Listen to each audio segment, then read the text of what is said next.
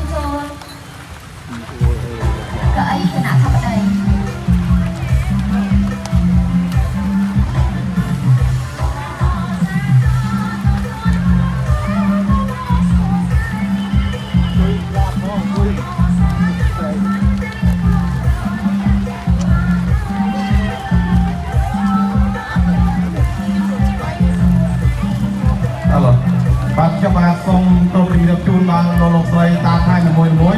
សូមអញ្ជើញចូលកម្មទីកន្លែងតាមផែនបាទបានន័យថាអ្នកដឹកនាំផែនគួយជួនណាសូមកូនក្រុមនៃផែនមួយចូលគួយតាមផែននឹងបាទដើម្បីយើង